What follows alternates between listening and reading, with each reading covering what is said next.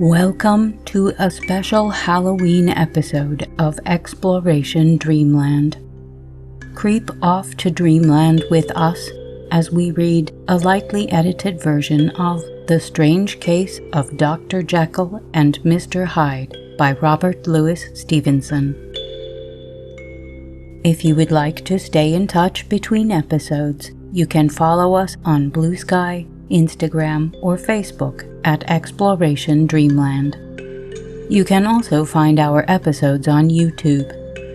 Please subscribe and review us wherever you find us. It helps more than you might realize. A quick content note.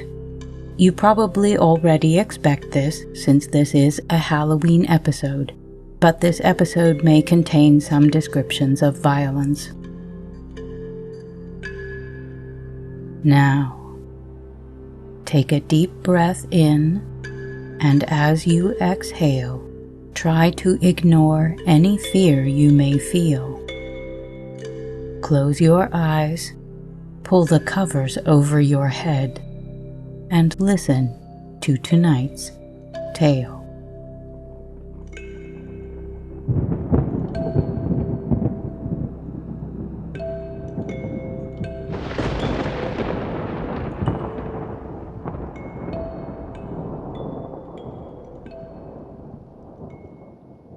Part 1. Story of the Door. Mr. Utterson, the lawyer, was a man of a rugged countenance that was never lighted by a smile. Cold, scanty, and embarrassed in discourse, backward in sentiment, lean, long, dusty, dreary, and yet somehow lovable. At friendly meetings, and when the wine was to his taste, something eminently human beaconed from his eye, something indeed which never found its way into his talk, but which spoke not only in these silent symbols of the after-dinner face, but more often and loudly in the acts of his life. He was austere with himself, drank gin when he was alone, to mortify a taste for vintages, and though he enjoyed the theatre, had not crossed the doors of one for 20 years. But he had an approved tolerance for others, sometimes wondering, almost with envy, at the high pressure of spirits involved in their misdeeds, and in any extremity inclined to help rather than to reprove. "I incline to Cain's heresy," he used to say quaintly. "I let my brother go to the devil in his own way." In this character, it was frequently his fortune to be the last reputable acquaintance and the last good influence in the lives of down-going men. And to such as these, so long as they came about his chambers, he never marked a shade of change in his demeanor. No doubt the feat was easy to Mr. Utterson, for he was undemonstrative at the best, and even his friendship seemed to be founded in a similar catholicity of good nature.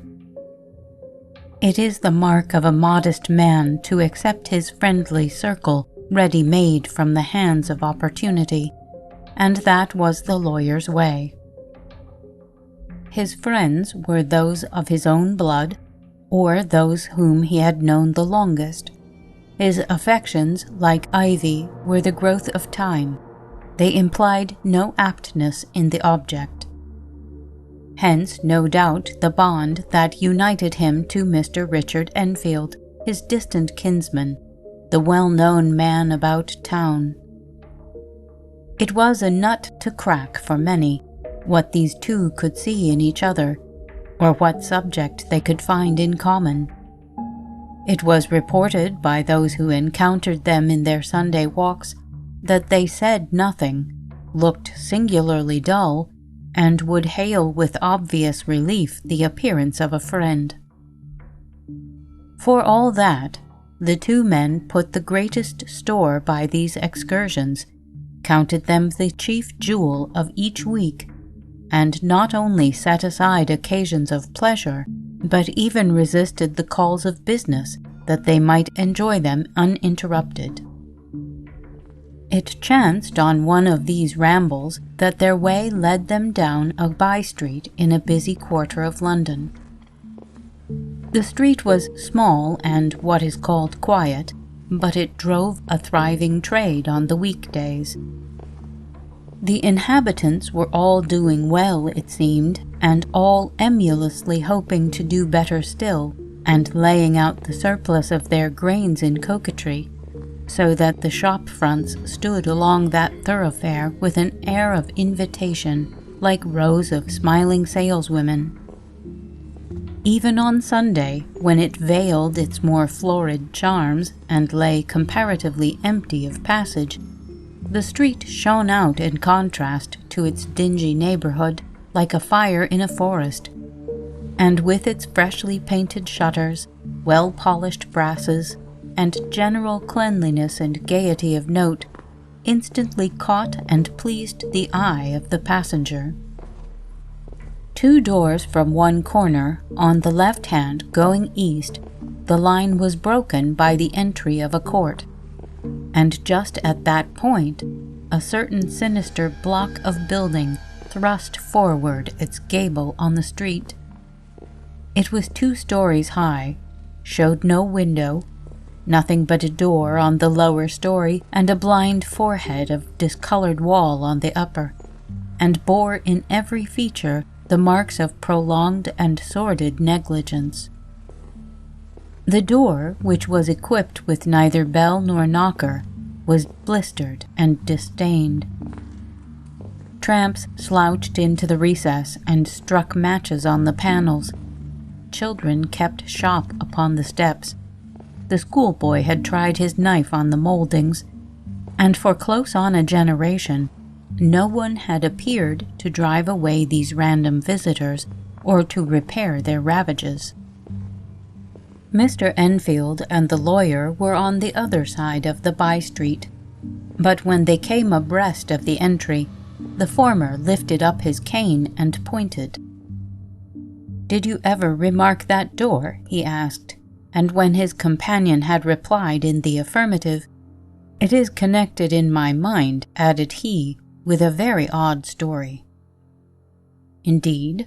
said Mr. Utterson with a slight change of voice. "And what was that?" "Well, it was this way," returned Mr. Enfield. "I was coming home from some place at the end of the world about 3 o'clock of a black winter morning, and my way lay through a part of town where there was literally nothing to be seen but lamps. Street after street, and all the folks asleep. Street after street, all lighted up as if for a procession, and all as empty as a church. Till at last I got into that state of mind when a man listens and begins to long for the sight of a policeman. All at once I saw 2 figures, one a little man who was stumping along eastward at a good walk, and the other a girl of maybe 8 or 10 who was running as hard as she was able down a cross street. Well, sir, the 2 ran into one another naturally enough at the corner, and then came the horrible part of the thing. For the man trampled calmly over the child's body and left her screaming on the ground. It sounds nothing to hear, but it was hellish to see. It wasn't like a man, it was like some damned juggernaut. I gave a few hello, took to my heels, collared my gentleman, and brought him back to where there was already quite a group about the screaming child. He was perfectly cool and made no resistance, but gave me one look, so ugly that it brought out the sweat on me like running. The people who had turned out were the girl's own family, and pretty soon the doctor, for whom she had been sent, put in his appearance. Well, the child was not much the worse, more frightened, according to the sawbones, and there you might have supposed would be an end to it. But there was one curious circumstance. I had taken a loathing to my gentleman at first sight. So had the child's family, which was only natural. But the doctor's case was what struck me. He was the usual cut-and-dry apothecary, of no particular age and color, with a strong Edinburgh accent, and about as emotional as a bagpipe. Well, sir, he was like the rest of us. Every time he looked at my prisoner, I saw that Sawbones turn sick and white with the desire to kill him. I knew what was in his mind, just as he knew what was in mine, and killing being out of the question, we did the next best. We told the man we could and would make such a scandal out of this as should make his name stink from one end of London to the other. If he had any friends or any credit, we undertook that he should lose them. And all the time, as we were pitching it in red hot, we were keeping the women off him as best we could, for they were as wild as harpies. I never saw a circle of such hateful faces. And there was the man in the middle, with a kind of black sneering coolness. Frightened, too, I could see that. But carrying it off, sir, really like Satan. If you choose to make capital out of this accident, said he, I am naturally helpless. No gentleman but wishes to avoid a scene, says he. Name your figure. Well, we screwed him up to £100 for the child's family.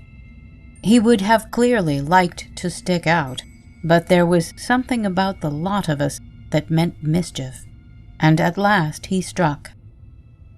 The next thing was to get the money, and where do you think he carried us but to that place with the door? Whipped out a key, went in, and presently came back with a matter of £10 in gold and a cheque for the balance on Cots's, drawn payable to bearer, and signed with a name that I can't mention, though it's one of the points of my story. But it was a name at least very well known and often printed. The figure was stiff, but the signature was good for more than that if it was only genuine. I took the liberty of pointing out to my gentleman that the whole business looked apocryphal, and that a man does not in real life walk into a cellar door at 4 in the morning and come out with another man's cheque for close upon £100. But he was quite easy and sneering. Set your mind at rest, says he. I will stay with you till the banks open and cash the cheque myself.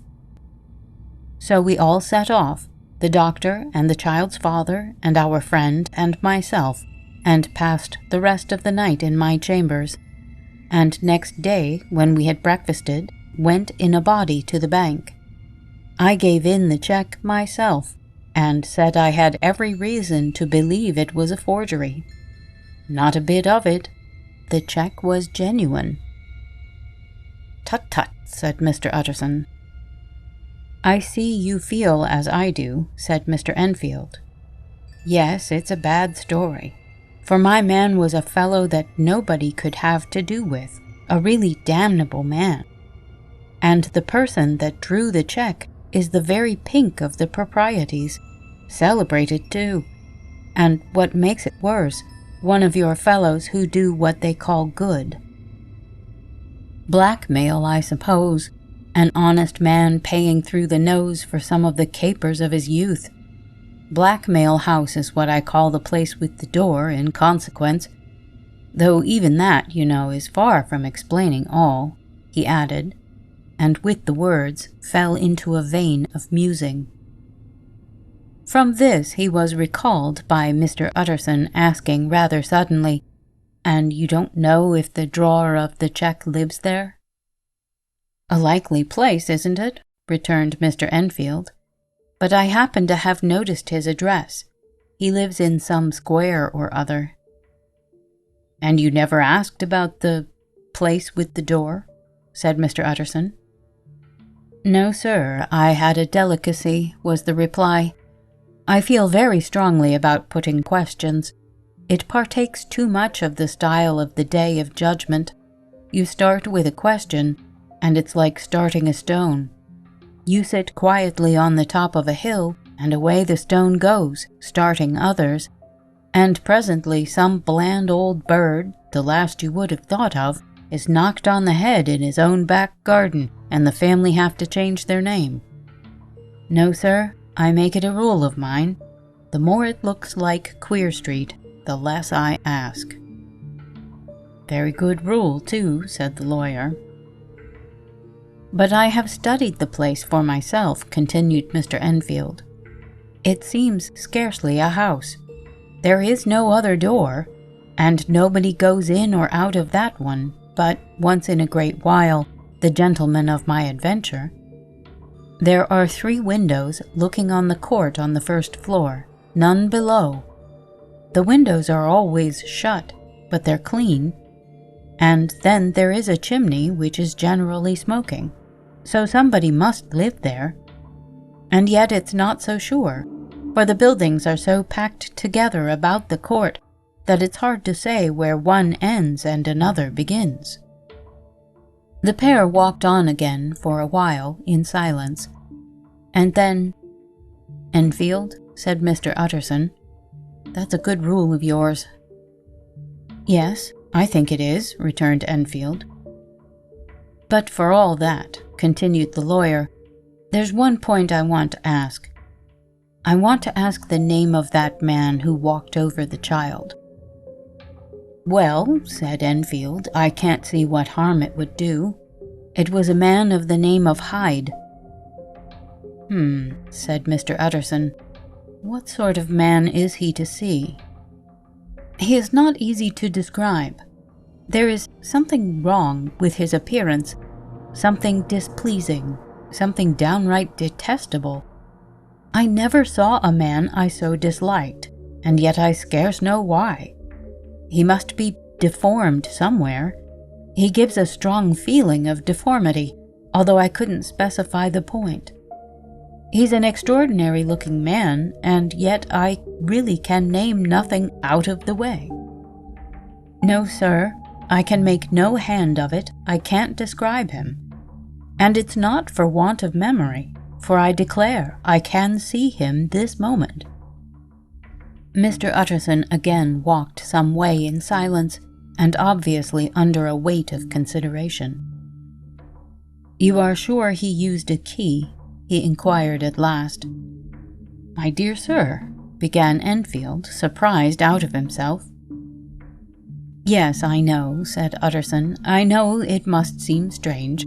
The fact is, if I do not ask you the name of the other party, it is because I know it already. You see, Richard, your tale has gone home. If you have been inexact in any point, you had better correct it."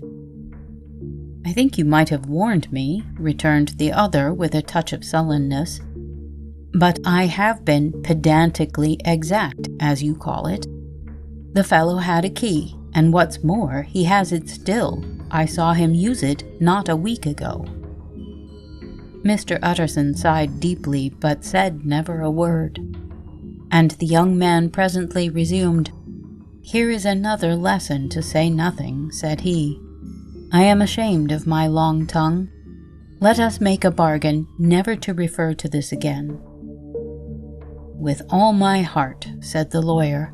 "I shake hands on that, Richard."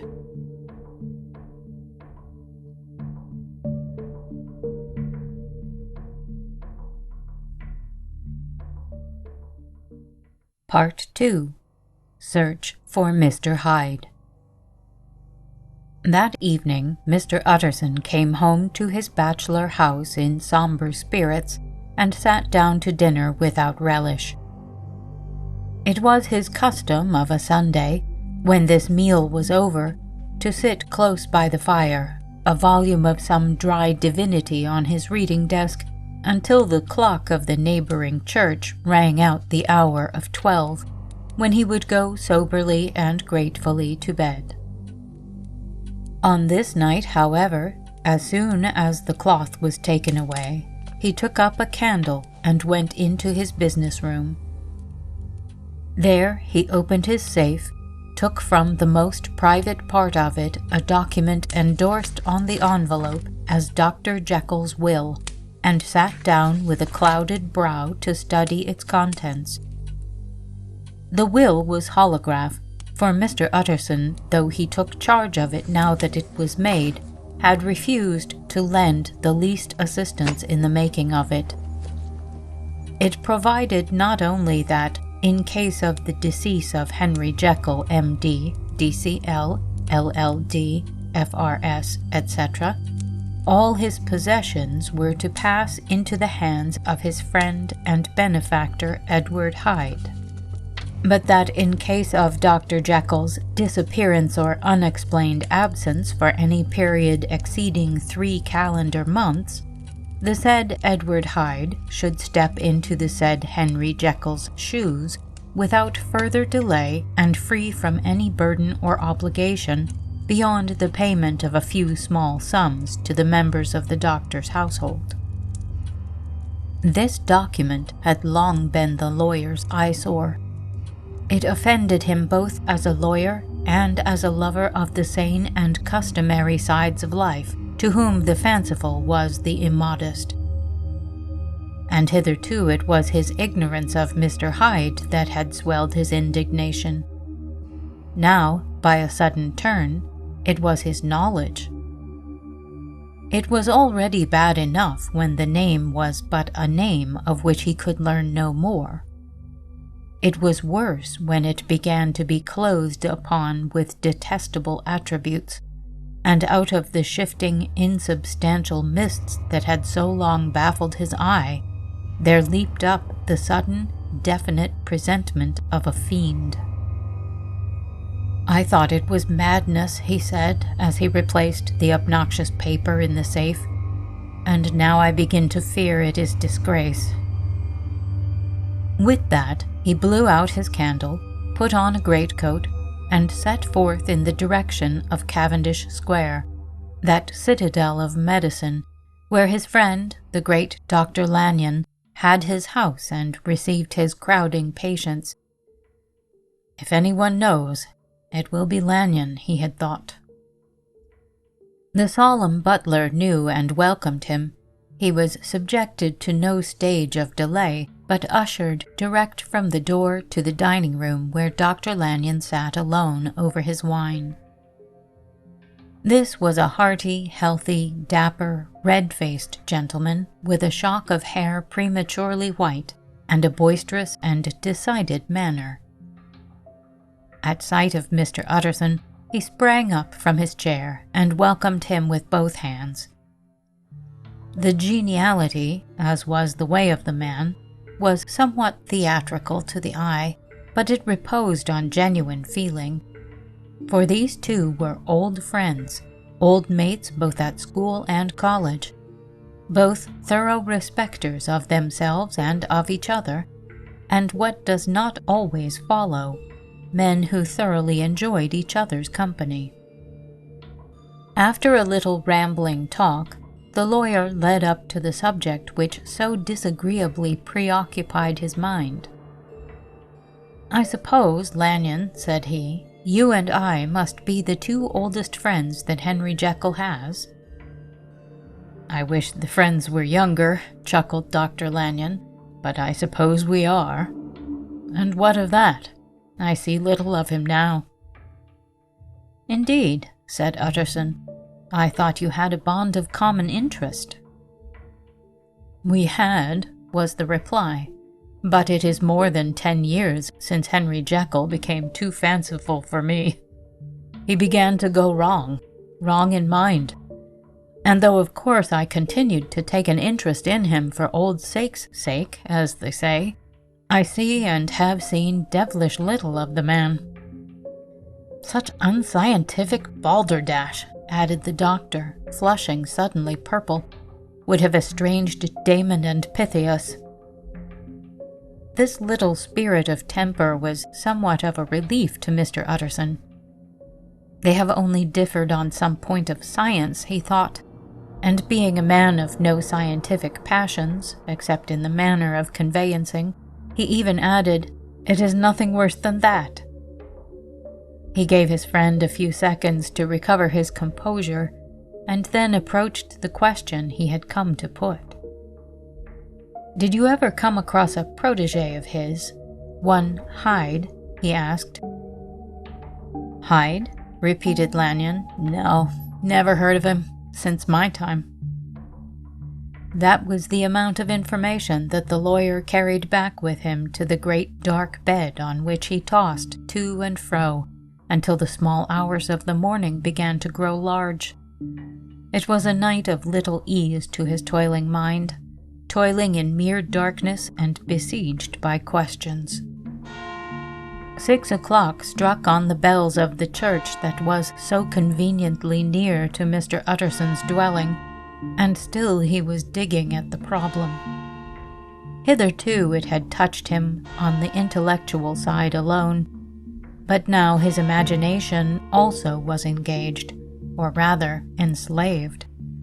And as he lay and tossed in the gross darkness of the night and the curtained room, Mr. Enfield's tale went by before his mind in a scroll of lighted pictures.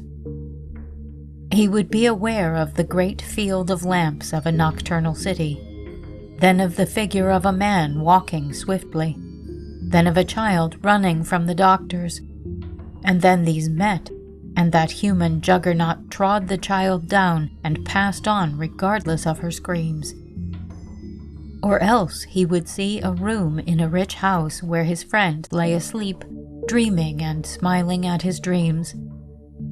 And then the door of that room would be opened, the curtains of the bed plucked apart, the sleeper recalled, and lo, there would stand by his side a figure to whom power was given, and even at that dead hour he must rise and do its bidding. The figure in these two phases haunted the lawyer all night, and if at any time he dozed over, it was but to see it glide more stealthily through sleeping houses, or move the more swiftly and still the more swiftly, even to dizziness, through wider labyrinths of lamp-lighted city, and at every street corner crush a child and leave her screaming. And still the figure had no face by which he might know it. Even in his dreams it had no face, or one that baffled him and melted before his eyes. And thus it was that there sprang up and grew apace in the lawyer's mind a singularly strong, almost an inordinate curiosity to behold the features of the real Mr. Hyde. If he could but once set eyes on him, he thought the mystery would lighten and perhaps roll altogether away, as was the habit of mysterious things when well examined. He might see a reason for his friend's strange preference, or bondage, call it which you please, and even for the startling clause of the will. At least it would be a face worth seeing, the face of a man who was without bowels of mercy, a face which had but to show itself to raise up, in the mind of the unimpressionable Enfield, a spirit of enduring hatred. From that time forward, Mr. Utterson began to haunt the door in the by-street of shops. In the morning before office hours, at noon when business was plenty and time scarce, at night under the face of the fogged city moon, by all lights and at all hours of solitude or concourse, the lawyer was to be found on his chosen post. If he be Mr. Hyde, he had thought, I shall be Mr. Seek. And at last his patience was rewarded. It was a fine dry night, frost in the air, the streets as clean as a ballroom floor, the lamps, unshaken by any wind, drawing a regular pattern of light and shadow. By 10 o'clock, when the shops were closed, the by-street was very solitary, and, in spite of the low growl of London from all round, very silent. Small sounds carried far. Domestic sounds out of the houses were clearly audible on either side of the roadway, and the rumor of the approach of any passenger preceded him by a long time. Mr. Utterson had been some minutes at his post when he was aware of an odd light footstep drawing near. In the course of his nightly patrols, he had long grown accustomed to the quaint effect with which the footfalls of a single person, while he is still a great way off, suddenly spring out distinct from the vast hum and clatter of the city. Yet his attention had never before been so sharply and decisively arrested, and it was with a strong superstitious prevision of success that he withdrew into the entry of the court. The steps drew swiftly nearer, and swelled out suddenly louder as they turned the end of the street. The lawyer, looking forth from the entry, could soon see what manner of man he had to deal with. He was small and very plainly dressed, and the look of him, even at that distance, went somehow strongly against the watcher's inclination.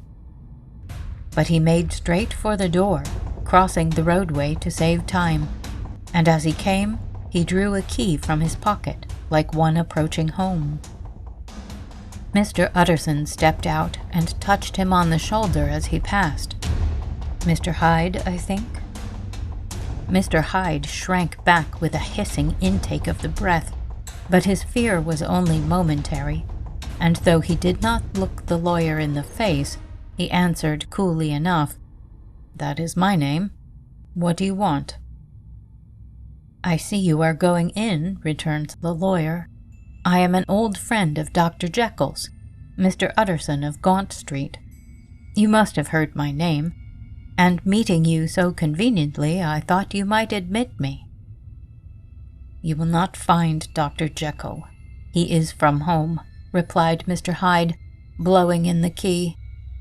And then suddenly, but still without looking up, "How did you know me?" he asked. "On your side," said Mr. Utterson, "will you do me a favor?" "With pleasure," replied the other. "What shall it be?" "Will you let me see your face?" asked the lawyer. Mr. Hyde appeared to hesitate, and then, as if upon some sudden reflection, fronted about with an air of defiance, and the pair stared at each other pretty fixedly for a few seconds. "Now I shall know you again," said Mr. Utterson. "It may be useful."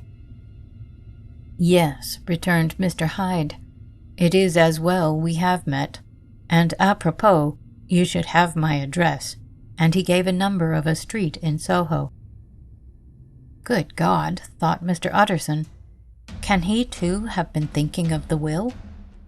But he kept his feelings to himself, and only grunted in acknowledgment of the address. "And now," said the other, "how did you know me?" "By description," was the reply. "Whose description?" "We have common friends," said Mr. Utterson. "Common friends," echoed Mr. Hyde a little hoarsely. "Who are they?" "Jekyll, for instance," said the lawyer. "He never told you," cried Mr. Hyde with a flush of anger. "I did not think you would have lied." "Come," said Mr. Utterson, "that is not fitting language." The other snarled aloud into a savage laugh, and the next moment, with extraordinary quickness, he had unlocked the door and disappeared into the house. The lawyer stood a while when Mr. Hyde had left him, the picture of disquietude. Then he began slowly to mount the street, pausing every step or two and putting his hand to his brow like a man in mental perplexity. The problem he was thus debating as he walked was one of a class that is rarely solved. Mr. Hyde was pale and dwarfish. He gave an impression of deformity without any nameable malformation. He had a displeasing smile. He had borne himself to the lawyer with a sort of murderous mixture of timidity and boldness, and he spoke with a husky, whispering, and somewhat broken voice. All these were points against him, but not all of these together could explain the hitherto unknown disgust, loathing, and fear with which Mr. Utterson regarded him. "There must be something else," said the perplexed gentleman. "There is something more, if I could find a name for it. God bless me, the man seems hardly human. Something troglodytic, shall we say? Or can it be the old story of Dr. Fell? Or is it the mere radiance of a foul soul that thus transpires through and transfigures its clay continent? The last, I think, for oh, my poor old Harry Jekyll. If ever I read Satan's signature upon a face, it is on that of your new friend." Round the corner from the by-street, there was a square of ancient, handsome houses, now for the most part decayed from their high estate and let in flats and chambers to all sorts and conditions of men. Map engravers, architects, shady lawyers, and the agents of obscure enterprises. One house, however, second from the corner, was still occupied entire, and at the door of this, which wore a great air of wealth and comfort, though it was now plunged in darkness except for the fanlight, Mr. Utterson stopped and knocked. A well-dressed elderly servant opened the door. "Is Dr. Jekyll at home, Poole?" asked the lawyer. "I will see, Mr. Utterson," said Poole, admitting the visitor as he spoke into a large, low-roofed, comfortable hall, paved with flags, warmed, after the fashion of a country house, by a bright open fire, and furnished with costly cabinets of oak. "Will you wait here by the fire, sir? Or shall I give you a light in the dining-room?" "Here, thank you," said the lawyer, and he drew near and leaned on the tall fender.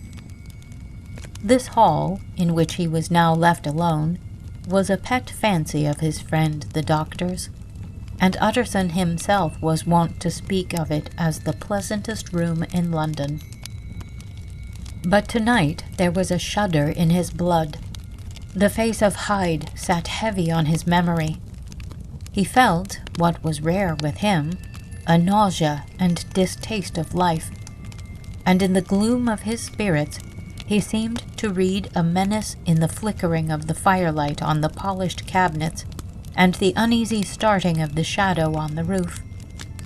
He was ashamed of his relief when Poole presently returned to announce that Dr. Jekyll was gone out. "I saw Mr. Hyde go in by the old dissecting-room, Poole," he said. "Is that right, when Dr. Jekyll is from home?" "Quite right, Mr. Utterson, sir," replied the servant. "Mr. Hyde has a key." "Your master seems to repose a great deal of trust in that young man, Poole," resumed the other musingly. "Yes, sir, he does indeed," said Poole. "We have all orders to obey him." "I do not think I ever met Mr. Hyde?" asked Utterson. "Oh dear no, sir. He never dines here," replied the butler.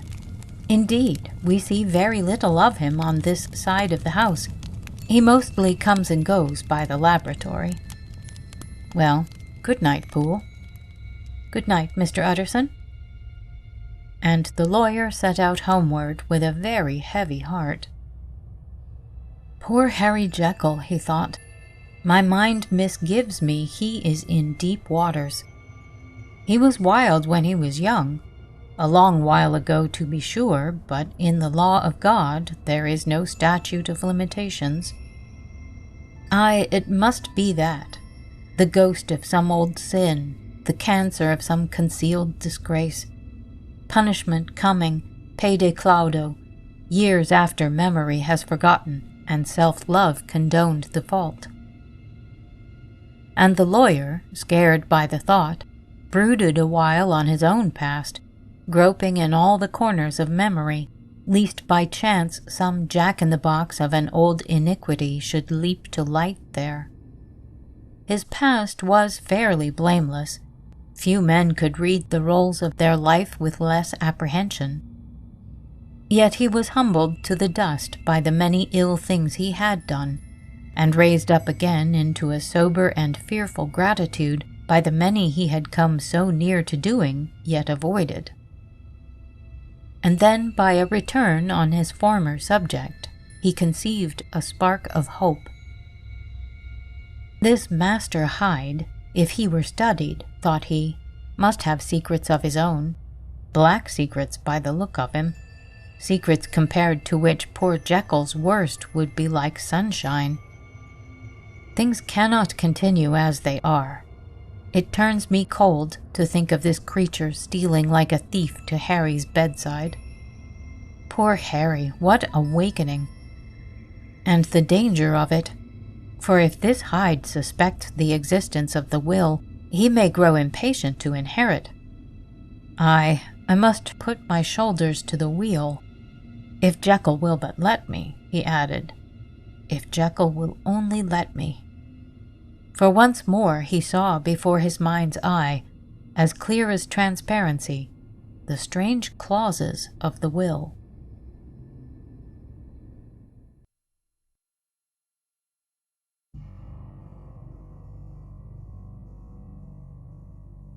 Part 3. Dr. Jekyll was quite at ease.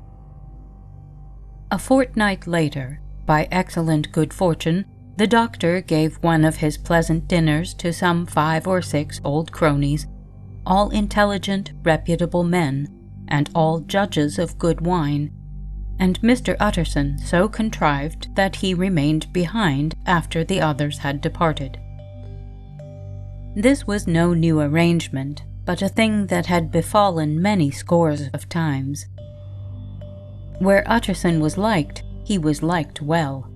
Hosts loved to detain the dry lawyer, when the light-hearted and loose-tongued had already their foot on the threshold. They liked to sit a while in his unobtrusive company, practicing for solitude, sobering their minds in the man's rich silence after the expense and strain of gaiety. To this rule, Dr. Jekyll was no exception, and as he now sat on the opposite side of the fire, a large, well-made, smooth-faced man of 50, with something of a slyish cast, perhaps, but every mark of capacity and kindness, you could see by his looks that he cherished for Mr. Utterson a sincere and warm affection. "I have been wanting to speak to you, Jekyll," began the latter. "You know that will of yours." A close observer might have gathered that the topic was distasteful, but the doctor carried it off gaily. "My poor Utterson," said he, "you are unfortunate in such a client. I never saw a man so distressed as you were by my will, unless it were that hide-bound pedant Lanyon at what he called my scientific heresies. Oh, I know he's a good fellow, you needn't frown. An excellent fellow, and I always mean to see more of him, but a hide-bound pedant for all that. An ignorant, blatant pedant. I was never more disappointed in any man than Lanyon." "You know I never approved of it," pursued Utterson, ruthlessly disregarding the fresh topic. "My will? Yes, certainly I know that," said the doctor, a trifle sharply. "You have told me so." "Well, I tell you so again," continued the lawyer. "I have been learning something of young Hyde." The large, handsome face of Dr. Jekyll grew pale to the very lips, and there came a blackness about his eyes.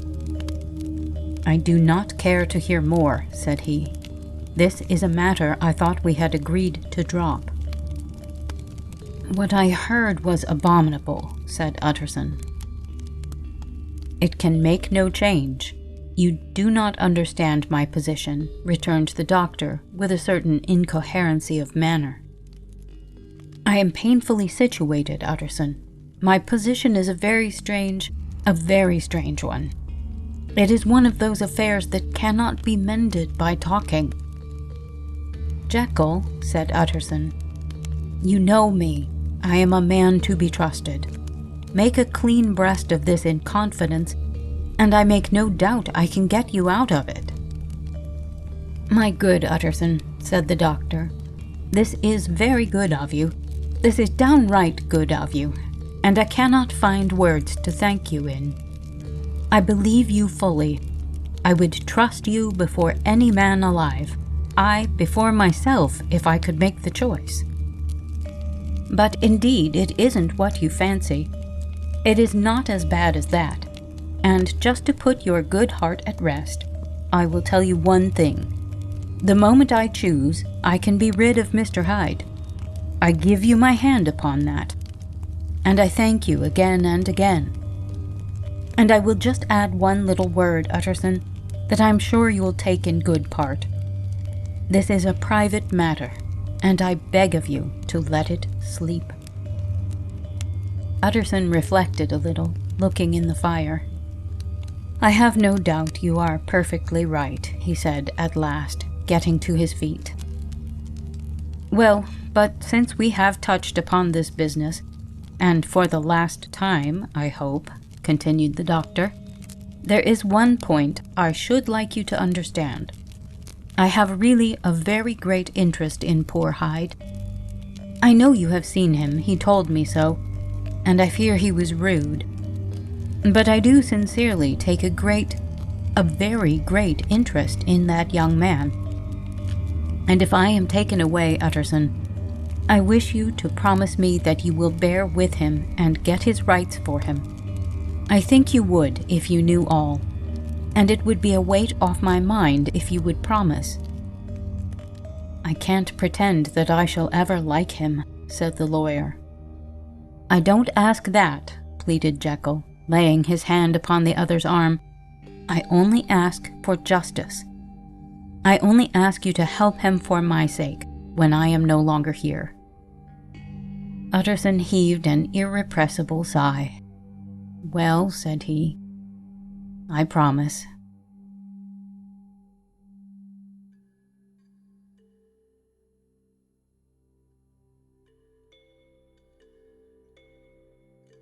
Thank you for joining us for The Strange Case of Dr. Jekyll and Mr. Hyde by Robert Louis Stevenson.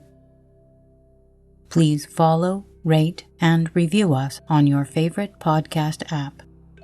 Keep in touch with us on Blue Sky, Instagram, Facebook, or YouTube, and recommend us to anyone you know who could use a quiet break or a little help falling asleep. Exploration Dreamland is produced, edited, and hosted by me, Sarah Van Zaley. A big thank you to Project Gutenberg and LibriVox for helping me find many interesting publications. Thanks also to Kevin MacLeod at Incompetech.com for providing the theme music for this show, as well as the soundtrack to tonight's episode.